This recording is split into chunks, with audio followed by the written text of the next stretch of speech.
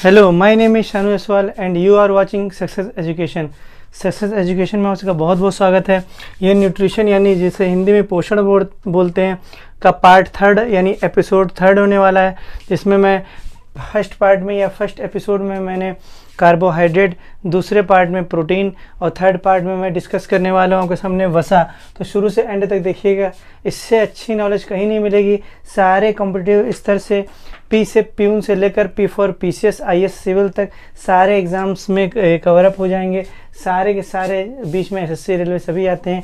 तो let's start a new session of nutrition part 3 episode 3 of fat शुरू होने वाला है आपके सामने, जो कि आप लाइक शेयर सब्सक्राइब के साथ ठोकते चले जाइए। शुरू करते हैं।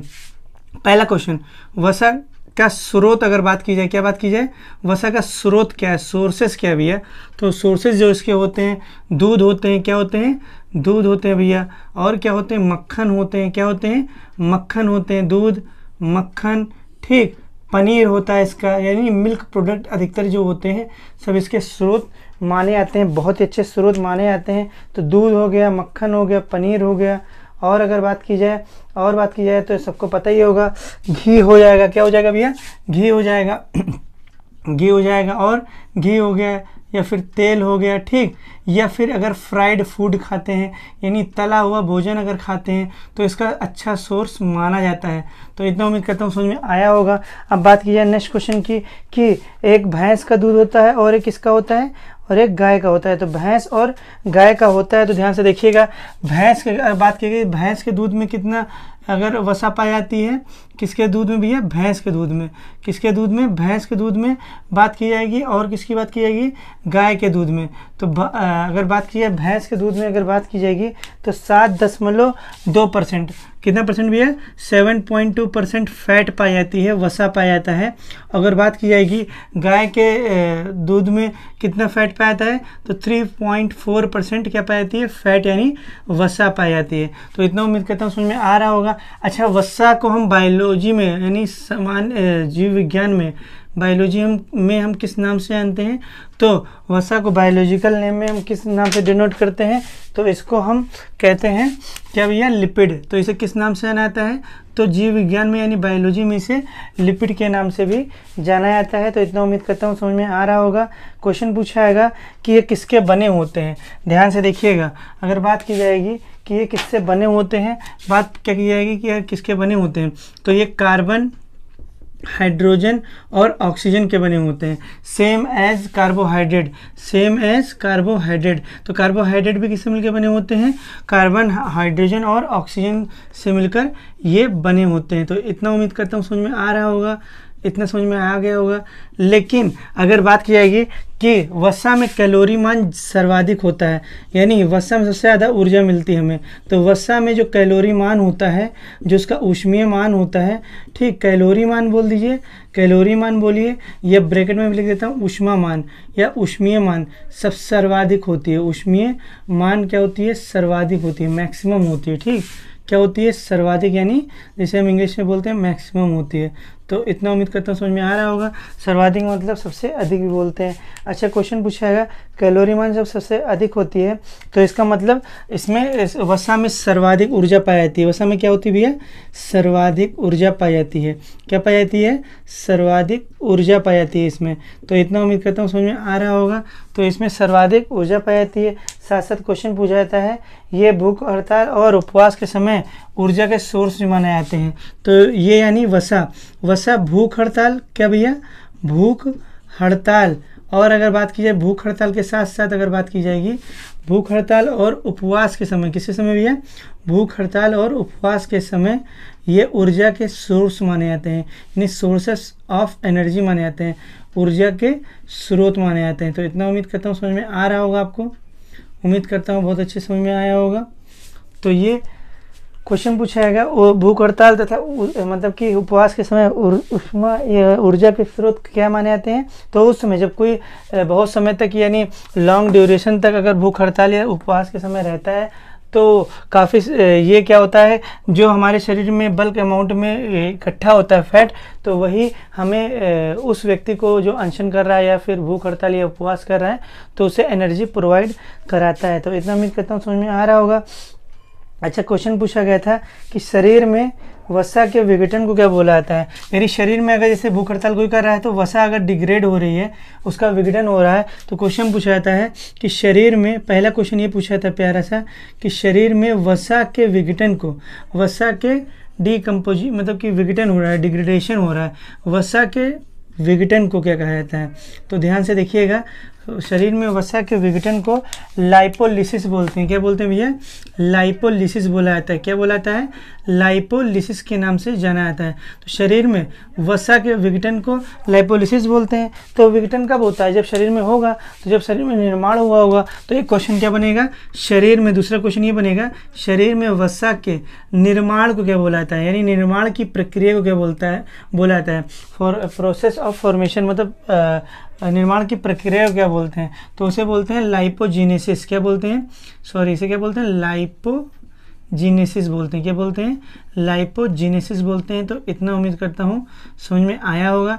आप इसका स्क्रीनशॉट ले लीजिए, देखो मैं पूरा आ रहा है कि नहीं। ठीक, पूरा आ रहा है, अच्छे से आ रहा है, समझ में आ रहा होगा आपको। तो शरीर में वसा के निर्माण की प्रक्रिया को क्या बोलते हैं? लाइपोजीनेसिस। और विघटन की प्रक्रिया को क्या बोलते हैं? लाइपोलिसिस विघटन की प्रक्रिया को बोलते हैं और निर्माण को लाइपोजीनेसिस कहते हैं। अच्छा, क्वेश्चन पूछाएगा वसा का निर्माण किससे होता है। अच्छा, एक क्वेश्चन और यहीं पे पूछ लूँ कि वसा का निर्माण कैसे होता है। तो समझिएगा वसा का निर्माण किससे होता है। तो देखिएगा, वसा का निर्माण वसीय अम्ल, जिसे हम फैटी एसिड बोलते हैं, वसीय अम्ल को क्या बोलते हैं इंग्लिश में? Fatty acid. ठीक, और ग्लिसरॉल से होता है। किससे होता है भैया? तो वसीय अम्ल तथा ग्लिसरॉल से मिलकर जिसका निर्माण होता है उसे क्या बोलते हैं? वसा यानी फैट बोलते हैं। अच्छा, इसमें बात की जाए, क्या बात की जाए इसमें कि वसीय अम्ल के कितने अणु होते हैं? तो 3 अणु वसीय अम्ल के होते हैं। 3 molecules of fatty acid and plus 1 molecule, यानी एक अणु किसके?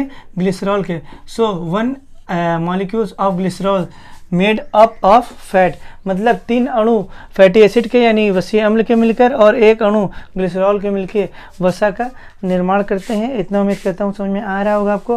अच्छा, एक क्वेश्चन और पूछा जाता है। क्वेश्चन क्या पूछा जाता है, यहीं पे मैं लिख दे रहा हूँ, यहीं पे लिख देता हूँ। देखिएगा क्वेश्चन क्या पूछा जाता है, वसा को और किस नाम से जाना जाता है। तो वसा को एक और नाम से जाना जाता है जिसका नाम है ट्राइग्लिसराइड। किस नाम से जाना जाता है? तो वसा को ट्राइग्लिसराइड ही बोलते हैं। तो ट्राइग्लिसराइड के नाम से भी जाना जाता है। तो ट्राइग्लिसराइड भी कहते हैं। तो वसा को क्या कहते हैं भैया? ट्राइग्लिसराइड कहते हैं। अब आप स्क्रीनशॉट ले लीजिए, तो मैं आगे नेक्स्ट बढ़ता हूँ।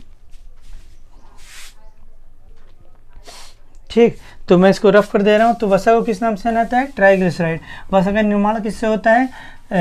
वसा का निर्माण किससे होता है? 3 अणु वसीय अम्ल के और एक अणु ग्लिसरॉल के मिलके जिसका निर्माण करते हैं उसको वसा कहते हैं। तो इतना उम्मीद करता हूँ समझ में आ रहा होगा।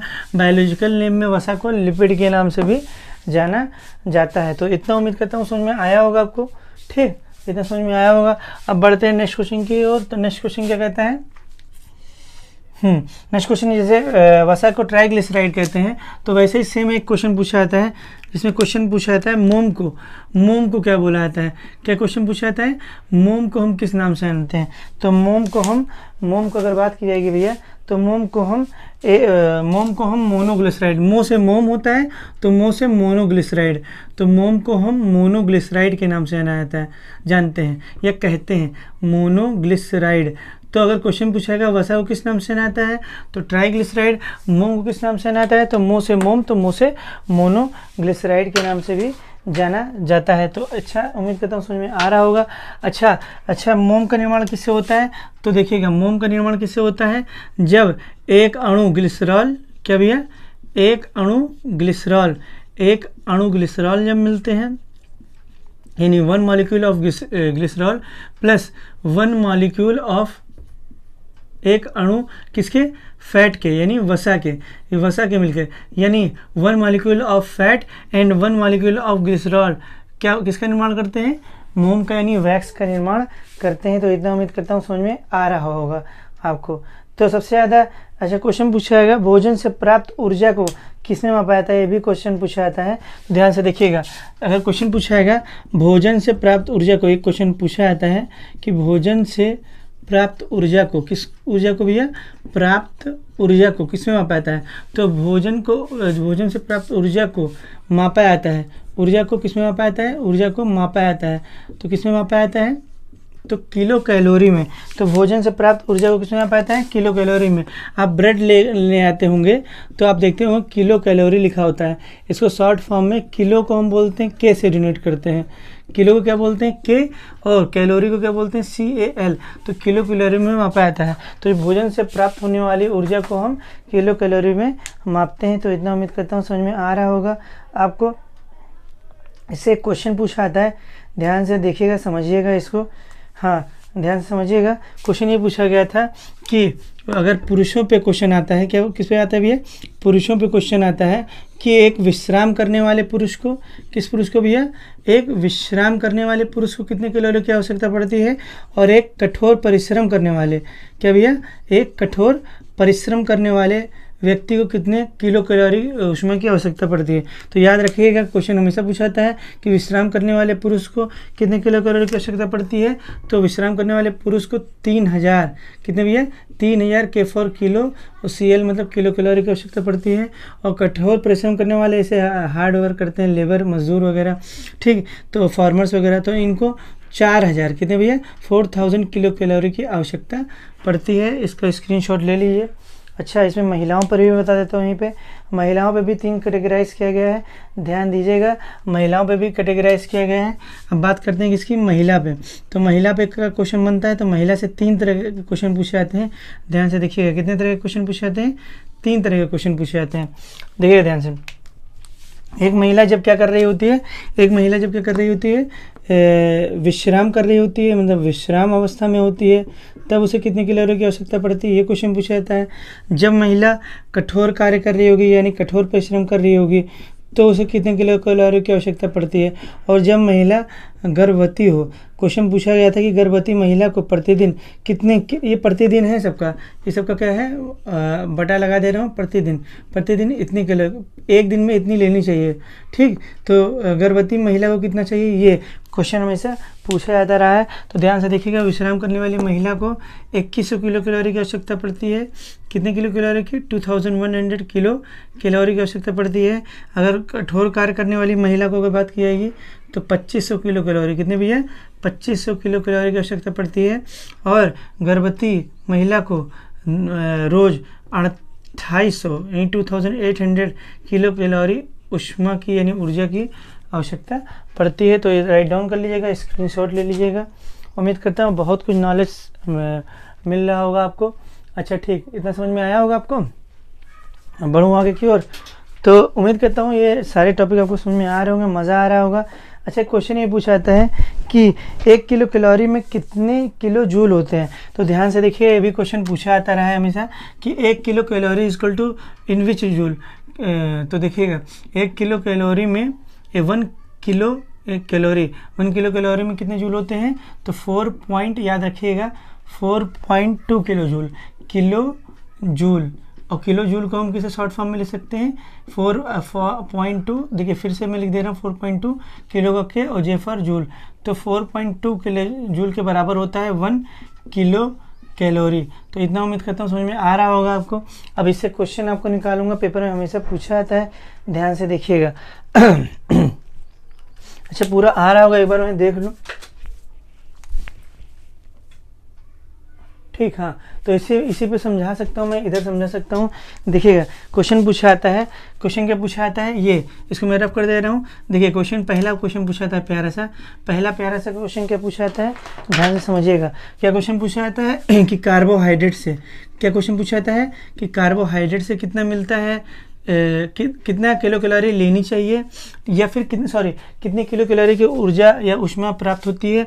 अगर दूसरा क्वेश्चन पूछा है कि प्रोटीन से कितना मिलता है, और तीसरा क्वेश्चन पूछा है कि वसा से कितना मिलता है, ठीक। तीसरा क्वेश्चन पूछा है कि वसा से कितना मिलता है, और चौथा ये भी क्वेश्चन पूछ लेते हैं कि अल्कोहल लेने पर कितना, जैसे कहते हैं ना, अल्कोहल ले ले तो बहुत फुर्ती आती है। तो आज बता दूंगा कितनी किलो कैलोरी की ऊष्मा मिलती है। तो ध्यान से देखिएगा, अगर ध्यान से देखिएगा, बहुत ही इंपॉर्टेंट क्वेश्चन है ये हमेशा प्रतियोगी परीक्षाओं में ये पूछा जाता रहा है, तो हमेशा इस पर बने रहिएगा, हमेशा इस पर क्वेश्चन पूछा जाता है।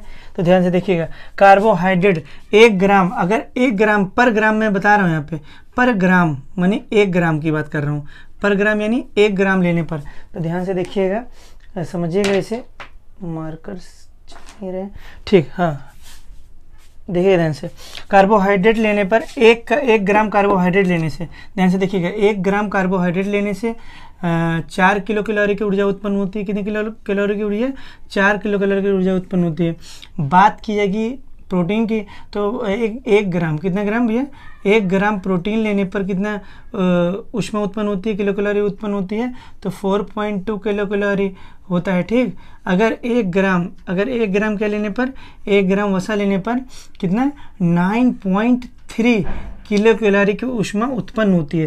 यानी सर्वाधिक ऊर्जा किससे, मैं बताया था सबसे ज़्यादा कहाँ से मिलती है, हमें वसा से मिलती है। इसीलिए उपवास के समय सबसे ज़्यादा मदद देने वाला पोषक तत्व कौन सा है अगर पूछेगा, तो वसा ही डिग्रेड होती है, जो हमारे यहाँ पेटों के साइड में जमा होती है। ध्यान से देखिएगा, अल्कोहल लेने पर कितने किलो कैलोरी की ऊष्मा मिलती है? तो 7 किलो कैलोरी की ऊष्मा मिलती है। तो राइट डाउन कर लीजिएगा, उम्मीद करता हूँ समझ में आ रहा होगा। अच्छा, अगर 4 किलो कैलोरी मिल रही है, तो 1 किलो कैलोरी में कितना होता है? 4.2, तो 4 किलो कैलोरी में कितना होगा? तो 4.2 ही होता है 1 किलो कैलोरी में। तो 4 किलो कैलोरी मिल रहा है 1 ग्राम में, तो 4 से क्या कर देंगे? गुणा कर देंगे। तो 4 दूना के 8, 4 चौक 16, पॉइंट कितना लगा है? 1 के बाद पॉइंट लगा, तो 1 के बाद है, यानी अगर इसे किलो जूल में बदलेंगे 4 किलो कैलोरी को, तो 16.8 क्या आएगा? किलो जूल ऊष्मा मिलेगी। वैसे इसको फिर 4.4 को किससे गुणा कर देंगे? हमेशा 4.2 से अगर गुणा कर देंगे तो किलो जूल में वो कन्वर्ट हो जाएगा। तो इतना उम्मीद करता हूँ समझ में आ रहा होगा, काफ़ी कुछ सीखने को मिल रहा होगा। अच्छा, क्वेश्चन पूछाएगा, शरीर को ऊर्जा मिलने का क्रम कैसा होता है? तो ध्यान दीजिएगा, सबसे पहले ऊर्जा कहाँ से हमें मिलती है? तो देखिएगा, इसको मैं रफ कर दे रहा हूँ, एक बार देखूँ पूरा आ रहा है कि नहीं। अभी भी है जगह, तो मैं एक और समझा देता हूँ। देखिए, शरीर को ऊर्जा मिलने का क्रम पे क्वेश्चन हमेशा पूछा जाता रहा है।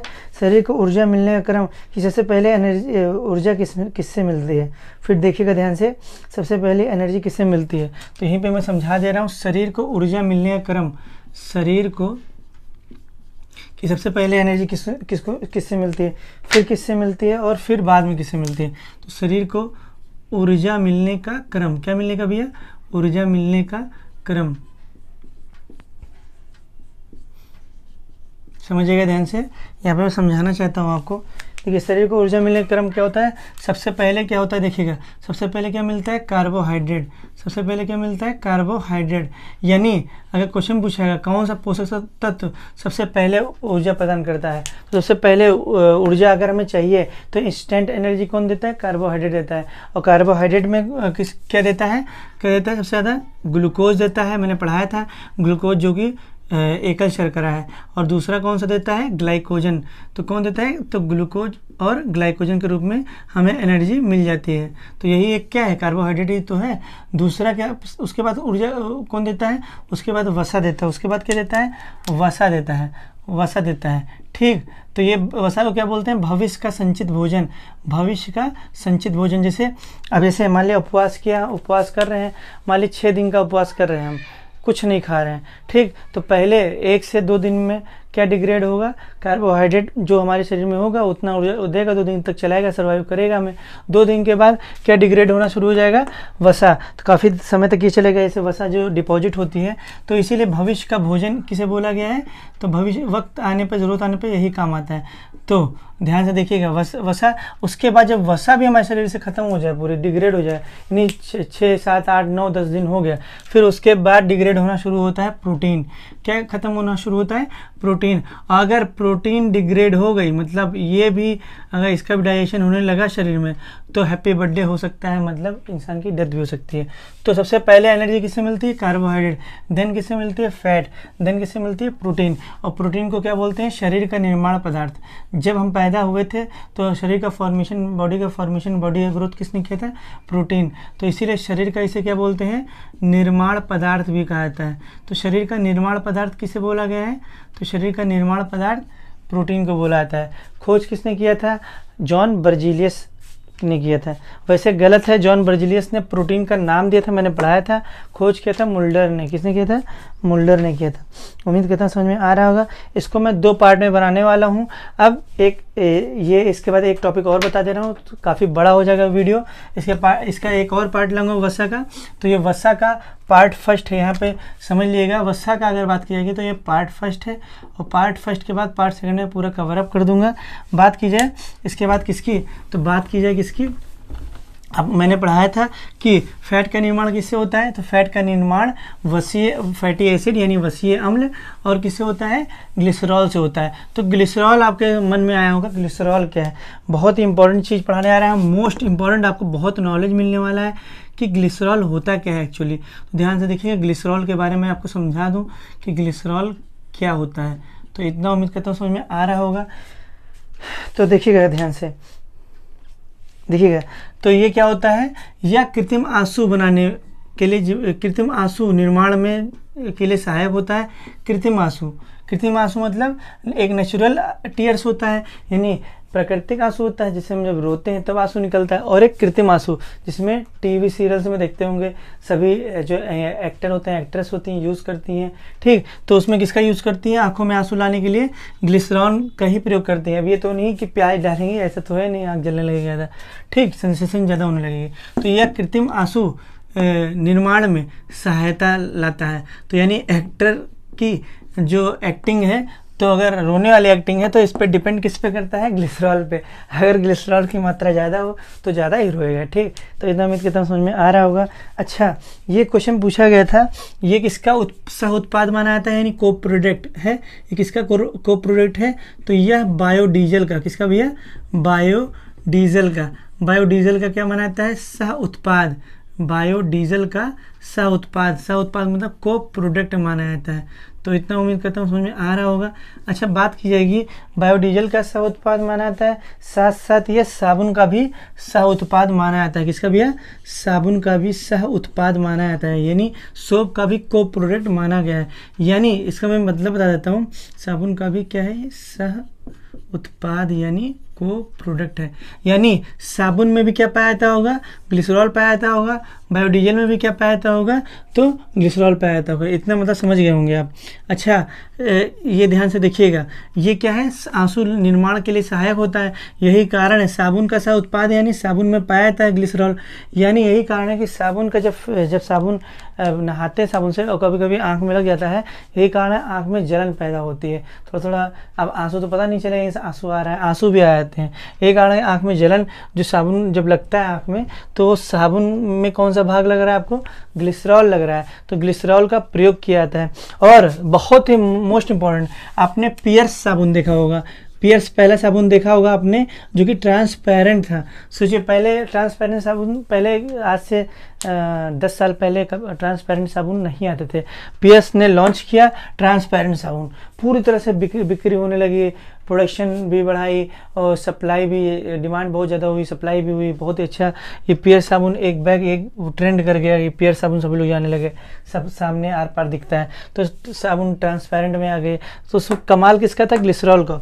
तो ध्यान से देखिएगा, क्वेश्चन ये भी पूछा था कि साबुन को पारदर्शक बनाने में, पारदर्शक मतलब एक दोनों तरफ दिखाई दे, आर पार दिखाई दे, तो साबुन को पारदर्शक बनाने में भी किसका प्रयोग किया जाता है? इन ट्रांसपेरेंट बनाने में भी किसका प्रयोग किया जाता है? तो ग्लिसरॉल को। तो साबुन को पारदर्शक बनाने में भी किसका प्रयोग किया जाता है भैया? तो ग्लिसरॉल का प्रयोग किया जाता है। तो इतना उम्मीद करता हूँ समझ में आ रहा होगा।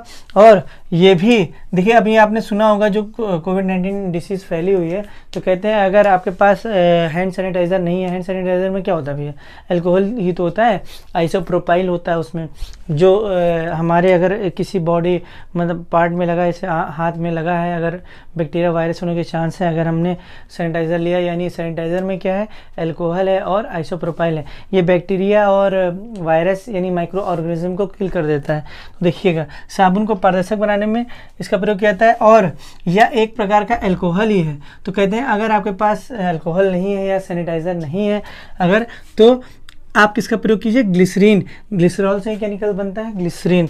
तो ग्लिसरीन का प्रयोग कर सकते हैं क्योंकि इसमें ग्लिसरॉल होता है, और ग्लिसरॉल क्या होता है, यह एक प्रकार का एल्कोहल ही है।